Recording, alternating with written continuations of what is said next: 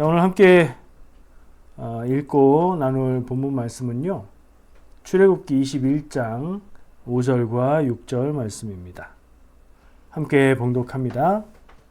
만일 종이 분명히 말하기를 내가 상전과 내 처자를 사랑하니 나가서 자유인이 되지 않겠노라 하면 상전이 그를 데리고 재판장에게로 갈 것이요 또 그를 문이나 문설주 앞으로 데리고 가서 그것에다 송곳으로 그의 귀를 뚫을 것이라. 그는 종신토록 그 상전을 섬기리라. 아멘.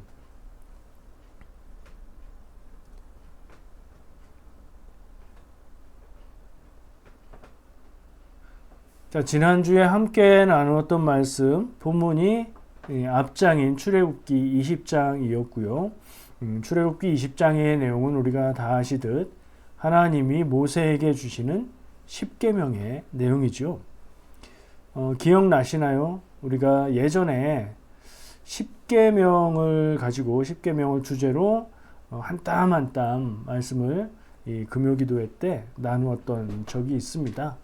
그래서 사실 조금 고민을 했어요. 출애굽기 20장의 말씀들을 한 절 한 절 다 10계명이니까 하나님이 하신 말씀이잖아요. 다시 한번 나눌까 고민을 잠깐 하다가 예전에 나눈 적이 있기 때문에 10계명에 대한 내용은 쭉 넘어가기로 하겠습니다. 그래서 출애굽기 21장 말씀으로 넘어왔고요. 출애굽기 21장 역시 하나님이 주시는 법의 내용, 이스라엘 백성, 하나님의 백성들에 대한 하나님의 뜻을 따라 지키고 살아야 될 법의 내용을 전하는 것으로 우리가 함께 나눌 수 있습니다. 자, 오늘 읽은 말씀 기억해 보시면 종이라는 말이 나옵니다. 그렇죠? 만일 종이 분명히 말하기를 내가 상전과 내 처자를 사랑하니 나가서 자유인이 되지 않겠노라 라고 말하는 상황이 있다는 건 종이 있다는 얘기죠. 여기선 종이라고 말했지만 노예제도입니다. 노예제도. 이스라엘 안에 노예가 있었다는 얘기예요. 근데 또 놀라운 사실이 이 말씀 앞에 부분을 읽어보면 히브리 사람을 종으로 삼았을 때는 6년 동안 그가 일을 하고 7년째 되는 때에는 자유롭게 놓아 주어야 한다. 이렇게 율법이 규정하고 있어요. 아마 당시대에 어떤 법도 노예로 삼은 사람을 기한을 정해서 자유를 줘야 된다. 이렇게 한 법은 없을 거라는 생각이 들어요. 그럼에도 불구하고 하나님이 주시는 하나님의 법 가운데에 노예 제도를 인정하고 있는 건가 하는 의문을 갖게 만드는 말씀입니다. 자, 현대에는 우리가 다 어떻게 생각합니까? 노예 제도는 잘못된 것이고 사람이 또 다른 사람을 소유로 삼고 일을 시키고 대가도 주지 않고 억압하고 물건처럼 다루고 인권 같은 것을 생각도 할 수 없는 이런 노예, 종 이런 제도는 누구에게 물어봐도 잘못된 것이라고 이야기할 겁니다. 그런데 오늘 말씀에 하나님께서 이 종, 노예 제도를 인정하고 계시네 하는 것 같은 느낌이 드는 내용을 보게 되는 거지요. 당대의 다른 법들과 비교해서 훨씬 인권을 보호해주는 법이었다. 왜냐하면 7년째 되면 풀어줘야 된다. 자유를 줘야 된다. 이렇게 말하고 있고요. 그리고 오늘 읽은 본문 말씀의 내용만 보더라도 그렇게 풀어주게 되는 때에 만약에 풀어주게 되는데 그 종이 결혼을 했다면 경우에 따라서 달라질 거다라고 얘기를 하기 때문이죠. 그렇게 당대의 다른 법들에 비해서 인권을 보장하고 사람을 사랑하는 법의 내용이긴 하지만 노예제도를 딱 인정하는 전제를 갖고 있다는 점에서 우리는 질문을 가지고 시작을 하게 돼요. 하나님은 노예제도를 허락하시는가? 하나님의 뜻에 노예제도가 합당한 것인가? 이런 생각을 해보게 되죠. 어떻게 생각하십니까? 아니, 어떻게 모든 사람을 사랑하시는 하나님이 사람의 자주권과 인권을 무시하는 노예제도를 허락하시나? 이런 의문이 들 수도 있죠. 자, 오늘 말씀을 어떻게 접근하고 봐야 할까요? 여러분들은 이 말씀을 읽으실 때에 별 고민이 없으실 수도 있어요. 생각 속에서 자연스럽게 이것은 그 고대의 상황의 일이고 지금 세상에서는 그런 일이 없다. 이것을 생각하고 말씀을 읽어서 이미 정리를 하고 읽으실 수도 있어요. 근데 저는 하나하나 한번 짚어보고 싶은 거예요. 오늘 말씀에 하나님은 이스라엘의 노예 제도를 인정하시고 계시고요. 그리고 이럴 때는 이렇게 하라 하는 구체적인 규정까지 주고 계십니다. 이거 어떻게 이해할 수 있을까? 그때는 그때고 지금은 지금이다. 그것은 이스라엘의 고대 이야기고 지금 세상은 달라졌다. 그러면 하나님의 법이 변한다는 얘기고 하나님의 뜻이 바뀐다는 얘기인가? 이런 질문이 또 가능한 거죠. 여기에 대해서 좀 깊게 고민을 해봐야 돼요. 왜냐하면 이것은 성경을 통해서 주고 계시는 하나님의 모든 법에 똑같이 해당되고 적용할 수 있는 부분이기 때문입니다. 쉽게 얘기를 해볼까요? 단순하게 이야기하면 제가 이 부분을 고민하고 내린 결론이 있는데요. 단순하게 말하면 이렇습니다. 하나님은 사람이 이해하고 받아들일 수 있는 수준의 법을 주셨다. 하나님의 뜻에 따라 완전 무결한 법을 주시는 게 아니라 그 법을 받는 사람들의 시대와 사람들의 생각과 이해의 수준과 발전 정도에 따라서 거기에 맞는 법을 하나님이 주셨다. 이렇게 저는 결론을 내렸습니다. 그 안에는 하나님의 뜻이 담겨 있고 그리고 그 시대에 맞춘 조항이기 때문에 구체적인 조항들은 좀 변할 수 있지만 그 속에 담겨 있는 하나님의 뜻은 변하지 않고 모든 시대를 넘어서 적용되어야 한다. 이렇게 저는 이해합니다. 구약 시대에는 그 당시에 인간의 수준이 받아들이고 나갈 수 있는 만큼 그러니까 사람들의 수준보다 한 발 혹은 반발 정도 더 나가는 법을 주시지 않았는가 이렇게 생각하는 거고요. 또 신약 시대에 가서 예수님을 통해서 계시해 주시는 하나님의 뜻은 또 훨씬 세상이 발전하고 세상이 변해간 만큼 그만큼 나아간 데서 또 한 걸음이나 반 걸음 정도 나가게 되는 그런 기준을 제시해 주고 계신다. 이렇게 한번 받아들여 봤습니다. 그럼 지금은 어떨까요? 왜냐하면 구약과 신약은 성경의 기록으로 남아있는 때지만 신약 이후에 신약 성경이 완결된 이후로는 하나님이 지금 시대에 맞는 또 다른 한 발 두 발 나가는 계시를 주지 않으시니까 말이죠. 이전에 주신 성경과 계시로 충분합니다. 이전에 주신 것들을 우리가 읽고 공부하고 묵상해서 그 뜻을 알아서 새롭게 적용하면 되는 겁니다. 근데 그 적용점은 어느 점이냐? 지금 현재 인류가 이해하고 받아들이고 바라볼 수 있는 정도의 그런 수준의 이상으로 적용을 해야 되겠죠. 더 시대가 나아가면 더 나아가야 할 거라고 생각합니다. 하나님의 말씀은 하나님의 마음과 뜻과 생명이 담겨 있기 때문에 그렇게 할 수 있습니다. 변하는 시대에 그 핵심을 우리가 뽑아서 묵상하고 적용할 수 있다면 어떤 시대, 어떤 세상, 어떤 곳에라도 적용이 가능합니다. 근데 만약에 반대로 하면 어떨까요? 성경 말씀에 이렇게 써 있으니까 이 말씀은 하나님의 명령이니까 변함없이 그 법은 지켜져야 한다. 그럼 질문해 보겠습니다. 여러분 돼지고기 드십니까? 순대 드십니까? 선짓국은요. 하나님이 율법으로 법으로 명령하셨습니다. 돼지고기는 부정한 짐승이라 먹지 못한다. 동물을 먹되 핏째 먹지 말라. 그거 어떻게 먹을 수 있죠? 안 드신다고요? 정말 그럴까요? 모든 부분들을 다 적용해 볼 때 우리가 하나님의 말씀, 법으로 주신 내용들을 규정 하나하나 다 지키고 있을까요? 이 부분에 대해서 정리가 필요합니다. 지키려면 정말 다 지켜야 되는 거고요. 근데 그리스도인들은 성경 구약에 주신 율법을 다 지키지 않잖아요. 그저 율법을 하나님이 주신 법이자 하나님의 뜻이 담겨있는 마음이자 상징 정도로 이해하고 있는 것 같은 느낌이 들지 않나요? 잘 정리하셔야 됩니다. 성경 말씀에 그렇듯이 하나님이 주신 율법에는 하나님의 마음과 뜻이 담겨 있습니다. 그 핵심을 가지고 우리는 여전히 그 율법의 정신을 따르며 살아야 됩니다. 그러나 시대가 변했기 때문에 율법의 조항들은 변경될 수 있습니다.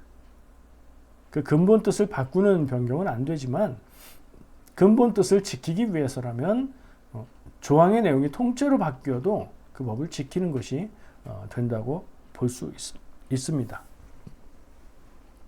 자, 다시 오늘 말씀으로 돌아가 보겠습니다. 저는 세 가지를 같이 나누고 싶습니다. 첫 번째는 좀 가벼운 것부터 나누려고 하는데요. 위치상의 의미입니다. 오늘 본문 말씀의 출애굽기 흐름상에서 위치를 보면 어떤 위치냐. 근데 이 내용은 언제 지켜야 되는 법이냐 하는 생각을 해볼 겁니다. 우리는 어느 시점을 찍어도 훨씬 지난 후대의 시대를 살고 있기 때문에 그 미묘한 차이를 잘 못 느낄 수 있는데 생각해 보면요. 지금은 어떤 때예요? 출애굽기 내용상 지난 장 20장에서 10계명을 받았잖아요. 10계명 받은 것은 시내산의 일이고 시내산의 일은 출애굽한 이후 3개월의 일이고 출애굽해서 광야 생활의 기간은 40년이죠. 근데 오늘 이 지켜야 되는 법의 내용은 히브리 사람을 노예로 종으로 삼았을 경우에는 이런 얘기는 광야 생활에는 관계가 없는 얘기거든요. 가나안 땅에 들어가서 정착 생활을 할 때에 그때 가서는 이렇게 살아라 라고 하나님이 주시는 법이에요. 그렇죠? 그 시점을 명확하게 보아야 합니다. 물론 그 뜻은 지금부터 지켜야 되는 거가 맞는데 그런 경우들이 분명히 정착 생활 이후에 생겨날 상황이기 때문에 이 시차가 좀 있다.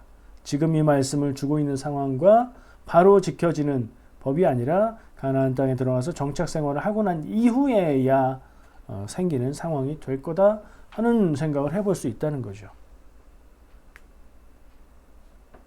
광야 생활의 초반에 광야 생활을 끝낸 정착 생활에 지켜야 될 하나님의 백성의 법을 미리 주고 계신다는 얘기입니다.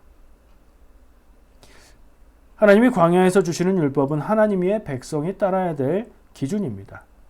그것은 곧 하나님의 마음과 뜻이 그 안에 담겨 있는 것입니다. 법을 알고 지킬 때 이 법 조항의 구문 내용을 잘 아는 것도 중요하지만 그 법을 왜 만드는지 목적을 더 중요하게 알아야 합니다. 일반 법이 그렇다는 얘기입니다. 모든 법이 다 그렇죠. 모든 법 조항을 왜 만드는가 생각해 보면 요즘에도 뉴스를 통해서 여러 가지 법들을 만드는 걸 알고 계실 겁니다. 김영란법 이런 거 알고 계시죠? 물론 법의 공식적인 명칭은 따로 있습니다만 알기 쉽게 그렇게 부릅니다. 뭐죠? 공무원의 경우에 자기 업무와 관련해서 선물을 받거나 식사 대접을 받거나 하는데 제한이 있다. 아주 적은 부분만 받을 수 있다. 그 이상을 넘어가면 법에 저촉된다. 이거 왜 만든 법일까요? 공무원들에게 접대해서 기업이나 개인들이 부당한 이익을 취하는 일들이 있었기 때문에 그것을 방지하고자 만든 법이죠. 근데 지금은요, 그 식사 대접의 금액이 3만 원을 넘지 못하도록 돼 있었는데 여러 가지를 고려할 때 한 5만 원으로 올려야 되는 게 아니냐 이런 논의들을 하고 있다고 들었고요. 선물의 가격도 좀 더 올려야 되는 게 아니냐 이런 논의를 하고 있다고 들었어요. 그러면 어떻게 돼요? 법을 개정합니다. 법을 바꿔요. 그 법을 만든 원인, 이유, 목적은 그대로지만 사회 상황이나 현실이 그리고 적용해 보았을 때 아직 미비된 것이 있다면 고칠 수 있는 거예요. 법 조항은 언제나 그렇습니다. 하나님이 주신 완벽한 법이라 할지라도 그 당시 당대에는 완벽하지만 사람들의 삶이 바뀌고 변화되면 또 법의 조항은 바뀔 수 있는 겁니다. 자, 오늘 주신 법의 조항, 본문으로 삼은 종에 대한 법. 지금 세상에 종이 없잖아요. 그럼 이 법은 그냥 없어져야 되는 법인가? 이 법에 담긴 하나님의 마음과 뜻도 그냥 사라져야 끝나는 건가? 유명무실하게 있기는 있는데 지킬 이유가 없는 법이 되어야 되는 건가? 뭐 그런 질문을 할 수 있겠죠. 세상이 바뀌면 법조항은 의미를 잃게 될 수 있습니다. 그러나 거기에 담긴 하나님의 뜻과 목적은 여전히 의미 있고 계승해야 되는 거예요. 그러니 오늘 우리가 읽은 이 말씀의 내용 가운데도 법조항에 담긴 하나님의 마음과 뜻과 계획, 하나님의 백성들이 따라야 할 기준이 있습니다. 그것을 찾아서 우리는 우리의 삶의 기준으로 삼아야 되는 겁니다. 우리가 따라야 할 것은 율법의 법조항이 아니고 율법의 근본 목적인 것입니다. 이걸 좀 기억하고 싶었습니다. 아까 위치상의 의미를 이야기하고 율법의 법조항이 아닌 율법의 근본 목적을 우리가 따르고 지켜야 된다. 이걸 오늘 나누는 말씀, 율법에 대해서 생각할 때 가장 기본적인 틀로 좀 나누어 봤습니다.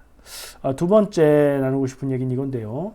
시대적인 상황을 고려해야 된다. 이게 아까 처음에 하나님은 노예제도를 허락하시는 건가? 하나님의 뜻의 노예제도라는 것이 맞는 건가? 하는 질문에 대한 답이 될 수 있을 것 같아요.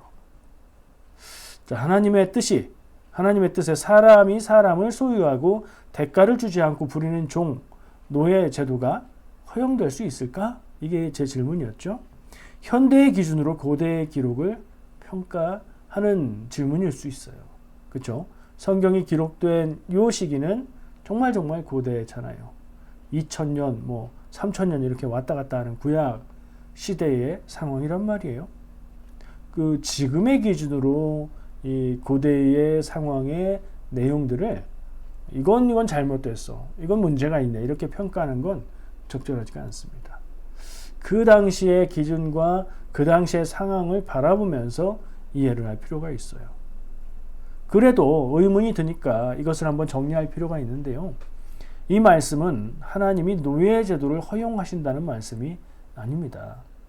노예제도가 있는 현실 세상에서 노예가 된 사람을 해방시켜주는 법인 거죠. 6년이 지나서 7년이 되면 풀어줘라 라고 했으니까 말이에요. 힘없는 자라고 부당한 대우를 받지 않도록 보호하시는 법이라는 점을 봐야 합니다.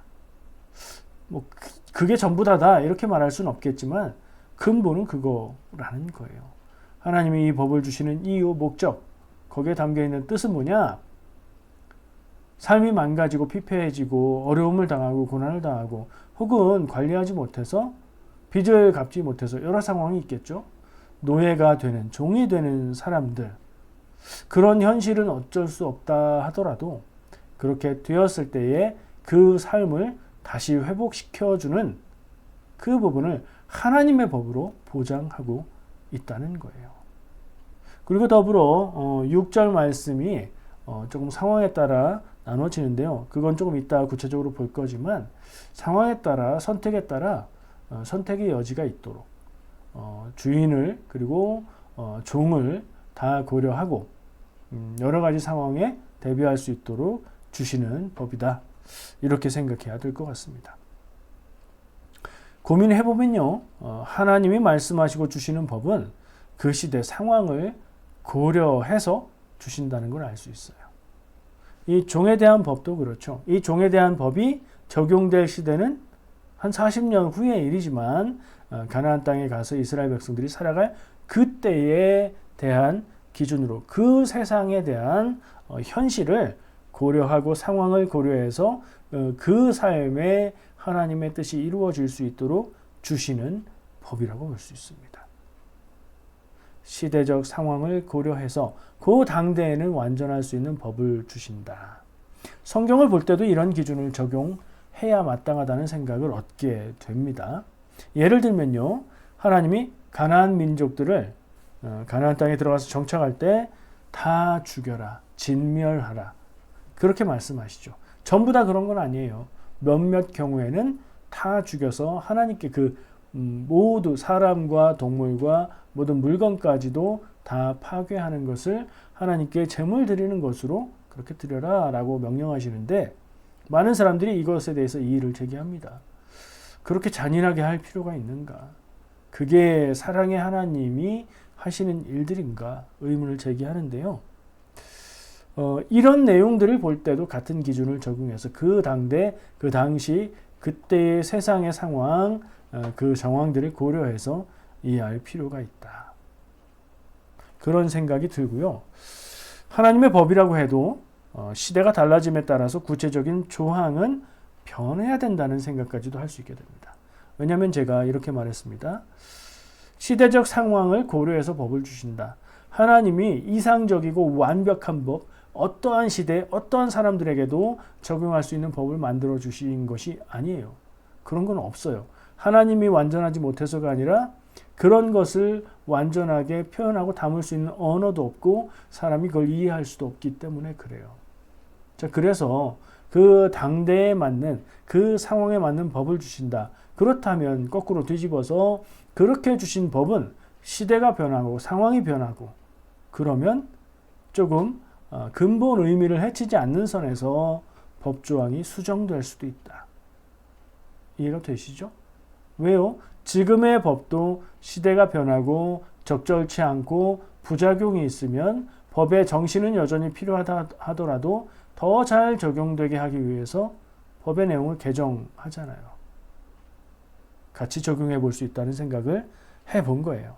하나님의 말씀, 구약에 종에 대한 말씀이 있으니 지금도 사람이 사람을 종을 삼는 것이 하나님의 뜻에 맞는 거다. 이렇게 주장하면 어떤 생각이 드십니까? 뭔가 좀 이상하죠.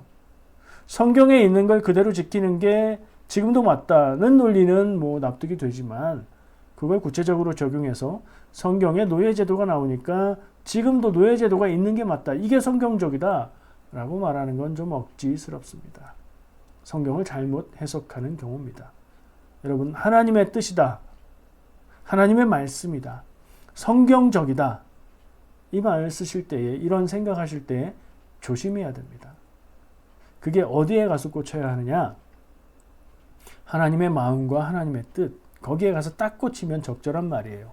근데 성경에 나오고 율법에 이렇게 하라고 했으니 그건 지금도 그렇게 해야 된다라고 적용하면 시대착오적인 생각을 하시는 겁니다. 세상은 변해 있는데 그 법을 만든 근본 목적이 살아있으려면 다르게 해야 되는데 여전히 옛날 세상에서 썼던 대로 해야 된다라고 하는 건 많은 부분이 맞지 않습니다. 그래서 잘 생각해야 된다 말씀드렸어요. 이렇게 생각하고 적용하면서 농담이라고 하면 웃을 수 있지만 그게 성경적인 거다. 그렇게 얘기하면 성경적이라는 말을 들으니 그럴듯해서 아멘 이러면 안 된다는 거예요. 잘 생각해야 됩니다. 그런 얘기들을 생각하고 말할 때에 질문을 해봐야 됩니다. 하나님이 그렇게 원하실까? 지금 세상에 사람이 사람을 노예로 삼는 걸 하나님이 원하실까? 사람이 사람을 노예로 삼는 것이 하나님의 뜻일까? 물어보면 답이 나오죠. 우리가 아는 하나님은 그런 하나님이 아니기 때문입니다. 누가 봐도 아닙니다. 노예제도가 필요하다고 주장하는 사람, 그런 사람은 좋게 보겠죠. 현대시대에도 그런 사람이 있을지도 모르겠습니다. 지난 세계의 역사를 보면 노예제도가 폐지될 당시에는 노예제도가 있다가 없어질 때에는 실제로 이런 갈등들이 있었던 걸 볼 수 있습니다. 하나님의 말씀을 갖다 대면서 자기의 주장을 뒷받침하려는 시도들 있었습니다. 우리도 그러지 않나요? 성경에 있어. 성경 말씀에 이건 있는 거야. 이거 함부로 하면 안 됩니다. 정말 그것이 하나님의 뜻에 맞는 건가? 묵상하고 깊이 숙고하고 많은 것을 고려해야 합니다. 성경 말씀의 적용이 그렇게 자기 편한 대로 갖다 붙여지면 안 됩니다. 예수님도 지금 제가 말하는 시대적인 상황을 고려한 법을 주셨다. 그래서 법은 바뀔 수 있다. 법의 정신은 계속한다. 이런 이해가 적용될 수 있는 말씀을 하신 적이 있습니다. 제가 여러 번 자주 인용을 하는 말씀 부분인데 읽어볼게요. 마태복음 19장 7절 9절 말씀. 여짜오되 그러면 어찌하여 모세는 이혼 증서를 주어서 벌이라 명하였나이까? 예수께서 이르시되 모세가 너희 마음의 완악함 때문에 아내 버림을 허락하였거니와 본래는 그렇지 아니하니라. 내가 너희에게 말하노니 누구든지 음행한 이유 외에 아내를 버리고 다른 데 장가드는 자는 간음함이니라. 아멘. 예수님의 말씀이 뭐예요? 모세의 율법을 통해서 이혼할 수 있지 않습니까? 이혼하는 거 하나님이 인정하시는 거 아닙니까? 라고 묻는 질문에 하나님의 뜻은 이혼하는 데 있는 게 아니다. 그러나 현실 가운데 문제가 너무 많으니 그 문제는 하나님의 법의 문제가 아닌 너희들의 삶에 죄가 있고 불완전함이 있고 그 문제지만 그 현실을 해결하기 위해서 정리해 주신 것이지. 그리고 피해를 당하는 사람이 적어지도록 그렇게 하는 것이지 이혼을 장려하고 이혼하는 게 하나님의 뜻인 게 아니다 라고 말씀하신 거예요. 그러니까 예수님은 하나님의 법, 율법에 대한 제가 지금 얘기하고 있는 이런 부분에 대한 완벽한 이해를 가지고 계셨고, 저는 이 예수님의 말씀에 힘입어서 다시 한번 율법은 하나님이 당대에는 완벽한 것으로 주셨지만 모든 세대를 통해서 그 조항이 그대로 적용되는 게 아니라 시대를 고려해서 주신 것이기 때문에 조항들은 바뀔 수 있다. 내용은 바뀔 수 있다. 그러나 그 안에 담긴 하나님의 마음과 뜻은 우리가 기억해야 된다. 그래서 그리스도인으로서 따를 것은 율법 조항이 아니라 율법의 정신이다. 라고 정리를 해 드리겠습니다. 자, 그리고 오늘 나누는 법의 내용의 특징을 한번 살펴보려고 하는데요. 무슨 얘기냐? 법의 내용을 제가 말씀을 드리면 얘기 안 하고 지금 쭉 왔어요. 히브리 사람을 종을 삼았을 경우를 얘기하는 거예요. 이건 뭐하고 다른 거예요? 외국인 종을 샀을 경우는 다른 거예요. 외국인 종을 샀을 경우에는 7년째 풀어주지 않습니다. 그 경우에. 근데 동족인 히브리 사람을 노예로 삼았을 경우에 이 법조항이 해당이 되는 거예요. 어떻게 하면 그런 일이 있을까요? 이스라엘 사람들은 원래가 자기 주권을 갖춘 자유민들이었죠. 이집트에서는 달랐지만 나와선 그거 정말 싫어하는 일일 거 아니에요?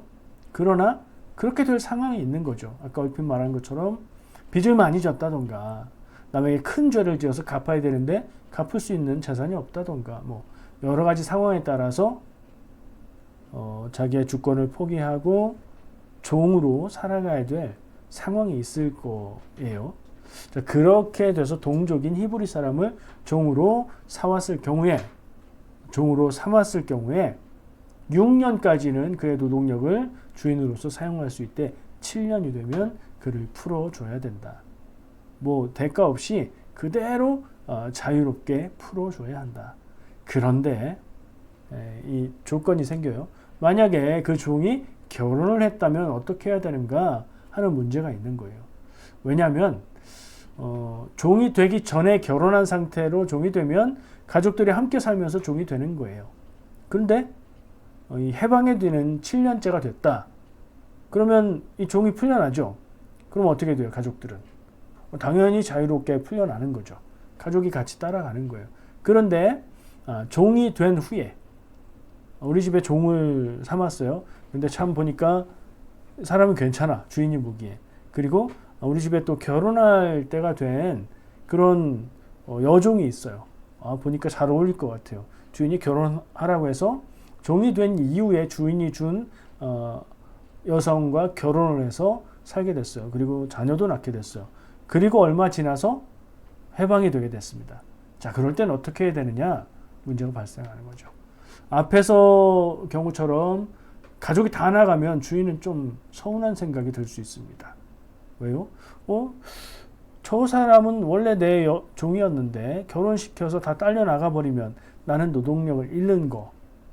입장에서는 좀 서운한 생각이 들 수도 있겠죠.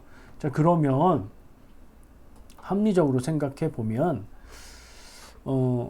종생활을 마치고 해방되는 사람은 그 남자 종이어야 하고 그 사람은 갈 자유가 있는데 나머지는 그 여종은 원래 내 여종이었으니까 두고 가. 그리고 낳은 자녀들도 그 여종을 통해서 낳았으니까 두고 가. 이렇게 되는 거예요. 근데 나의 아내를 너무 사랑하고 주인도 괜찮은 사람이라 평생 같이 살아도 될 것 같고 그렇다면 그 사람이 스스로 자유를 포기하고 재판장에 가서 법적인 내용을 확인하고 그리고 귀를 뚫어서 그 사람의 종으로 평생을 나는 자유 포기하고 가족들과 함께 이 주인과 함께 살겠다는 선택을 할 수 있도록 해주는 거예요. 그러니까 경우에 따라서 단계별로 이렇게 달라지는 거예요. 선택할 수 있게. 주인도 손해보지 않고 그 종이었다 해방되는 사람도 자유를 얻을 수도 있고 가족을 얻을 수도 있고, 그러나 원하는 걸 다 가질 수는 없고, 뭐 그런 게 되는 거죠. 공평하고 합리적인 기준을 제시하고 있다는 생각을 해요. 물론 보는 입장에 따라서 그게 뭐가 공평하냐라고 말할 수도 있겠지만, 그 당시 시대상을 고려해 볼 때 이 정도까지 고려해 주는 것은 이 양편을 다 생각하는 거잖아요. 종이었던 사람의 인권과 해방되는 것들, 그 자유, 그 권리, 그리고 결혼시켰기 때문에 원래가 그 여종이 소유였던 주인, 이 주인도 손해보지 않도록 합리적으로 양쪽을 선택할 수 있게 하는 거죠. 이 종이 7년이 되면 자유를 얻을 수 있도록 하는 것은 약자인 종의 인권을 하나님께서 지켜주시기 위해서 주시는 법인 거예요. 근데 그 다음에 결혼했을 경우, 만약에 종이 되기 이전의 경우가 아니라 종이 된 후에 그 집안에서 종들끼리 결혼을 했을 경우에는, 그때는 가족과 함께 있으려면 자유를 포기해야 된다 라고 얘기하는 건 누굴 보호하는 거예요? 주인의 손해보지 않을 권리도 하나님께서 보호해 주고 계시는 거예요. 현대 법에 있어서도 이렇게 역차별이 되거나 또는 강자라고 생각되는, 부한자라고 생각되는 사람들의 손해까지도 생각하는 그런 법은 생긴 지 오래되지 않았습니다. 현대의 법들은, 한국의 법도 캐나다의 법도 이런 부분을 다 고려해서 진행이 됩니다. 캐나다의 법 중에 이 렌트에 관한 법들은 아직도 세입자, 세를 내면서 사는 사람들을 더 많이 보호해 준다, 이런 얘기를 들은 적이 있지만, 어쨌든 양쪽을 다 고려해서 합리적으로 법을 선택하는 거 최근의 일입니다. 하나님은 수천 년 전에 법을 주시면서 부자들만 위하고 가진 자들만 위하고 혹은 연약한 사람들만 보호하는 그런 법이 아니라 모든 이들의 상황과 마음과 자유와 권리와 또 재산권까지 고려하시는 그런 법을 주고 계신다. 하나님의 법은 약자만을 보호하지는 않는다. 합리적으로 가진 사람이 자기의 권리를 손해보지도 않게 하는 부분들을 주고 계신다. 이게 완벽하게 그렇다? 이것은 보는 사람의 평가가 있을 수 있지만, 어쨌든 그 부분을 이 하나님의 법이 다루고 있는 것은 분명합니다. 성경 말씀에도 이 정신이 분명히 다른 부분에도 나타나 있습니다. 뇌물을 받고 판결을 굽게 하지 말라는 말씀은 명확하게 이 말과 같지 않더라도 성경에 너무 많이 언급이 되고 있습니다. 출애굽기 23장 8절에 그 내용이 딱 기록이 되어 있고요. 또 다른 부분, 가난하다고 편들어 주지도 말라는 말씀도 레위기 19장 15절에 기록되어 있습니다. 오늘 나누고 싶은 세 가지 이야기들을 나누었습니다. 그러면 오늘 말씀에서 찾을 수 있는 하나님의 마음은 무엇일까요? 지금까지는 대체로 하나님이 주시는 말씀 가운데 담겨있는 사람을 향한 하나님의 마음은 사랑이었습니다. 근데 오늘은 좀 내용이 다른 것 같죠? 법이기 때문에 그런 것 같습니다. 오늘 말씀에서 찾을 수 있는 하나님의 마음은 공의가 아닌가 생각합니다. 하나님을 설명하고 표현하고 가르칠 때에 사랑과 공의의 하나님이라고 이야기합니다. 사랑의 하나님은 하나님 자체가 사랑이시고 사람을 사랑하시는 하나님이시고, 그 하나님의 사랑은 세상에서 가장 완벽하며 가장 큰 사랑이시고, 뭐 이런 사랑이고요. 공의는 하나님의 공의라고 말할 때, 성경에서 말할 때 공의라는 표현을 쓰지 평소에 우리는 우리말 중에 공의라는 말을 잘 안 쓰죠. 영어 단어로는 justice입니다. justice는 뭐예요? 우리말로 바꾸면 정의예요. 정의.